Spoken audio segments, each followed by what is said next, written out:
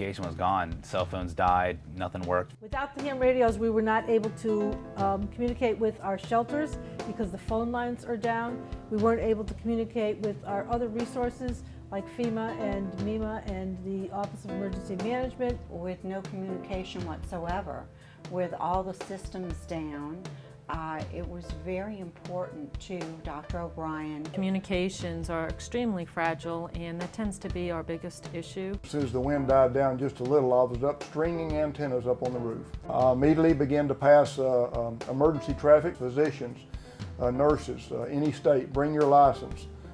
We need medical supplies, additional vaccines, tetanus. I was handling HF traffic, emergency traffic, and a lot of it. There were requests for rescue. There were still people trapped in dormitories at some of the universities in New Orleans.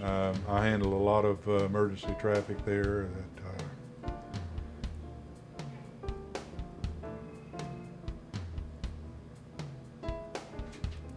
Tough, massive.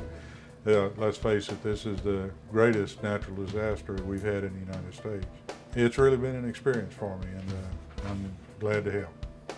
I wound up setting up in a Walmart parking lot. I was receiving traffic over the HF net, a lot of search and rescue. People trapped in attics, people trapped on roofs. There was a woman in labor with serious complications, and she was not going to make it if she didn't get out. They couldn't get a helicopter into that hospital. The helicopter got into Tulane Hospital, and then they had a boat en route to pick her up. And we had her ready to go, and getting in the boat, she got out safely and got into the chopper. That was a real heartwarming experience. Because I am from New Orleans, this region is a very deep and super important part of who I am. I had to do something. This is my first emergency as a ham radio operator. We put up an antenna at the Red Cross headquarters in Brookhaven, set them up with a radio base, moved down to Gulfport, did some work there, slept in a school. It's better than sitting home and watching it on TV. It's very difficult for me because I'm from New Orleans. I went ahead and got my ticket after 9/11 because I wanted to be of some use. I love the idea of talking on the radio to people on the other side of the planet who you've never seen. And so I did it so that I would be of use. And it's paid off. It's really paid off.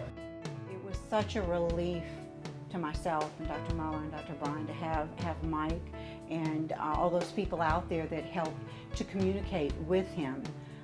It's definitely a definite, warm, heartfelt thank you from me and from our staff.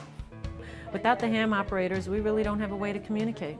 And I'd like to say to the ham operators that helped us with this hurricane that they have been a wonderful asset. They've always had a smile on their face, they work really long, hard hours, and they were there to support us in every way that they could. So I say a heartfelt thank you from the shelter members, from the staff, and also from the Red Cross. Cell phones, landline telephones, internet, email. Outside of that, what is there? I mean, if it's all down, it's down, and if you can't get at the airwaves via the ham operators, then there's no communication. Thanks, guys. Myself personally and the Red Cross truly, truly, truly offers their complete and wholehearted thanks. I think the American people offer their thanks in that the people in this area are really appreciative of what their efforts are, because from what I understand, you're all doing this as full volunteers, no recompense, you're paying your own way, and that goes really above and beyond anything that I have known before. So a very wonderful, heartfelt thanks, and keep coming back. And if there's anything that we can do for you guys, let us know.